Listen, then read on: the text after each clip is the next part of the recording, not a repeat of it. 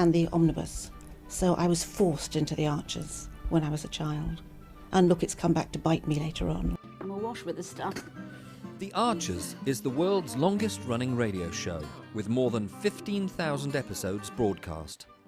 Despite being a rural flavor show, The Archers is recorded in the heart of... You know that feeling when you catch snippets of a conversation, maybe in a small town, and you suddenly realize it's not just gossip, but it's like the opening scene of something much bigger. Mm-hmm. Well, get ready for exactly that. Today, we're diving deep into some really fascinating audio excerpts. We're getting a front row seat to the intricate dance of community life in a beloved village. Yeah, and we're going to explore two main threads running through things right now. One seems, pretty lighthearted on the surface, but the other is, well, it's deeply serious. Right, and they seem to reveal these really contrasting visions for the future, don't they? And the pressures people are under, individuals and families. Exactly. And our mission, really, in this deep dive is to unpack how these events, which seem quite separate, actually highlight this core tension. It's that pull between tradition and innovation, what it all means for a community's legacy. It's like you said, a tug-of-war, sometimes literally. Pretty much, yeah. Both literal and metaphorical. That's a crucial point. It often feels like these smaller village things, the local events, they can really show up the cracks or maybe the fault lines in what a community actually values deep down. Absolutely. So where do we see that tension playing out first in these clips? Well, let's kick things off with what looks like a simple job, organizing the village fete, the annual thing. Okay. So David, he's one of the main organizers, and he's been tasked with helping Linda. Now, Linda's a big figure in the village, very, let's say, traditional view, and they're meant to be putting this fete together at Grey Gables. Grey Gables. But straight away, David tells us he's feeling, quote, a long way from content. And you can kind of hear why, can't you? Because Linda isn't, as he puts it, completely on board with having it at Grey Gables. No, even though Drain and Zenev, they're sort of the more modern-minded ones on the committee, they've arranged some, frankly, amazing-sounding stuff. A helter-skelter, a carousel. Sounds like classic fete fun, but maybe too flashy for Linda. Seems like it. Linda's got this really firm demand. She wants 3 specific events that truly represent village life. Okay, so that's directly clashing with the carousel and the other stuff. Yeah, pretty much. Drain's attractions are more modern, maybe a bit more commercial. Linda wants tradition. She's apparently got 2 ideas already sorted. But David's job is to find the third one. The crucial third. Exactly. And he's under pressure. And what's really interesting here is David's own struggle with it.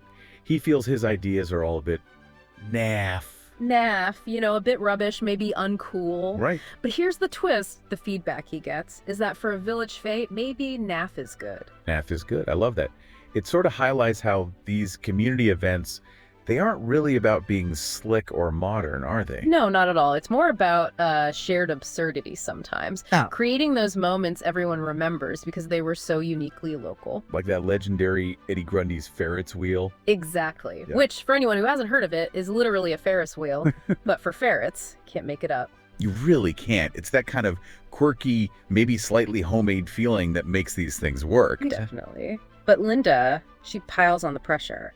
She has another specific requirement for David's third event. Oh, what's that? It has to be competitive team-based, and specifically, it needs to pit the village versus Grey Gables. Okay. So now his search for something naff but good also needs this layer of, local rivalry baked in. That makes it harder. Much harder, and it leads to some interesting brainstorming moments we hear about. Like what? Any rejected ideas? Well, someone suggested a tombola. Standard fate stuff. Sure. Linda vetoed it immediately. Not competitive enough, presumably. Then welly-wanging came up. Welly-wanging. Classic. Throwing rubber boots. Yeah, exactly. It's got that traditional, slightly silly charm. Perfect naff, you'd think. What? Rejected. Not team-based. Of course. The team element. So after all that, they land on the winning idea. They do. The perfect solution. A tug-of-war. A tug-of-war. It's brilliant. It ticks all the boxes, doesn't it? Totally. It's described as old school, traditional. How? It meets all Linda's criteria. You've got 2 teams, 1 goal, high stakes, clear rules. Perfect. So David's found his event. Problem solved. Well, yes and no. The idea's there, but now the pressure shifts immediately. Linda basically says, great, now go assemble a winning Ambridge team. Oh, right. He actually has to win this thing. Exactly. And the recruitment challenge, you can hear it. It's very real for him. He's thinking about who to ask. Who's on the list? He's hopeful about Pat and Tony. Apparently they seemed keen. Jazzer was mentioned, like a potential secret weapon. Jazzer would be good. Yeah, but he's unavailable, unfortunately. So David's thinking about other, strong farmer types. Ben, Josh, Pip, Stella, maybe Ed, Will. Yeah. The Bridge Farm lot. He needs muscle. Okay, so he's scrambling to build a team. Yeah. But what about the opposition, the Grey Gables team? Well, that's where it gets intimidating. Zenob sends David a photo of the Grey Gables team, described as gladiators. Apparently it's all the young ones who work in the gym there. John just sort of clicked his fingers, and boom. A ready-made team of personal trainers. Oh, come on. Pretty much. Talk about an unfair advantage. Seriously. Yeah. Poor David. The stakes just went way up. Way up. Linda's exact words to him were something like, she's counting on me to put together a winning team. Oof. You can just feel his anxiety growing, can't you?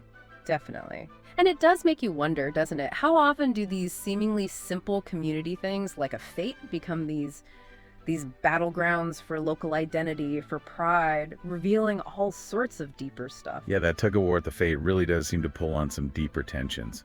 And speaking of significant clashes, let's shift gears now. We need to talk about home farm. Yeah. Because there, the stakes are, well, they're much, much higher. The future of the land itself is on the table. That's right. The core conflict, as we hear it, revolves around Justin's plan for the farm. It's being called a half-baked rewilding plan. Rewilding. Yeah. And it's causing deep concern among the family, the business partners. It's a big deal. What's the main worry? Is it financial? That's definitely the immediate one, yes, quite understandably. This plan, it risks losing potentially thousands in revenue. Wow. And that's at a time, as Adam points out, of massive global uncertainty.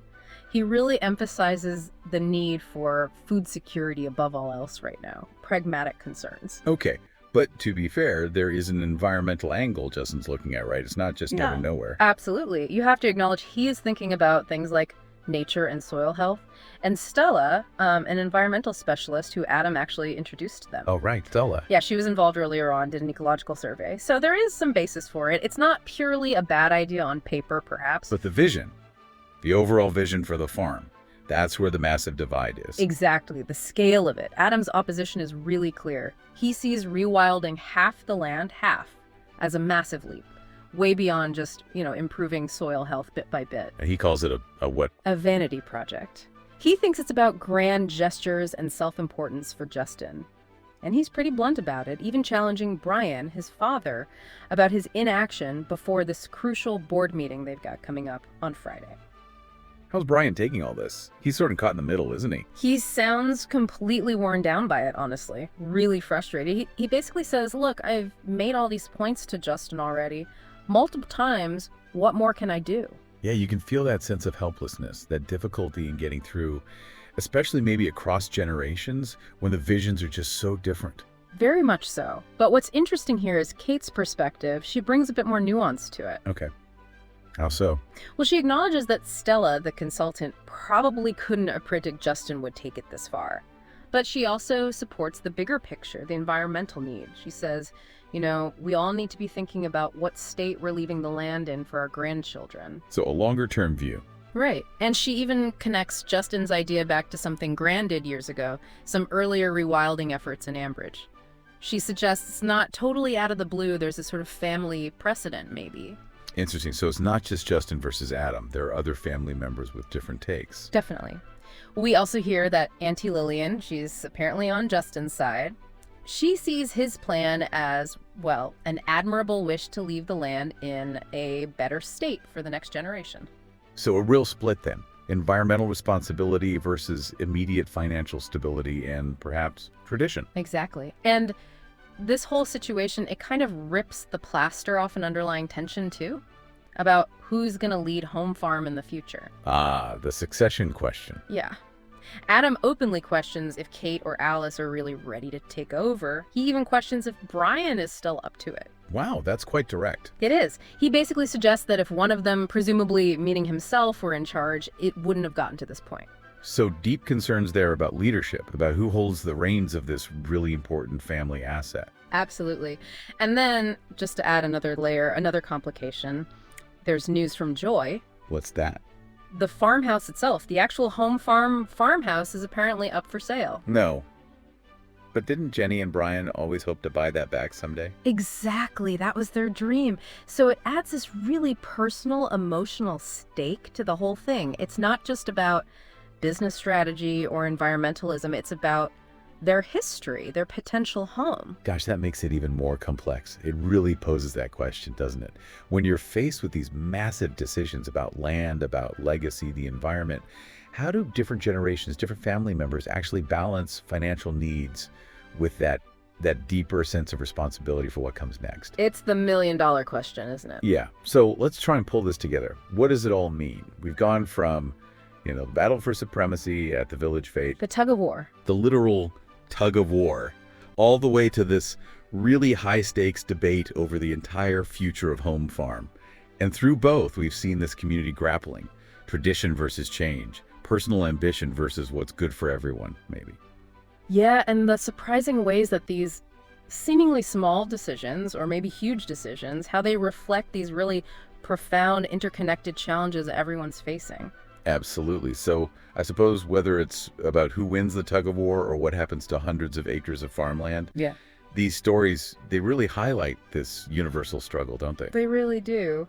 How do we, in any community, actually define progress? What does better even mean? Is it holding on to what's familiar, what feels safe? Or is it embracing really radical new ideas, even if they're disruptive? Or is it finding that incredibly difficult balance somewhere in between, which often feels like a never-ending tug-of-war itself? That's a perfect way to put it. So thinking about all this, what stands out most to you about these interwoven dramas we've just unpacked? What's the thing to really chew on? So what are you doing now?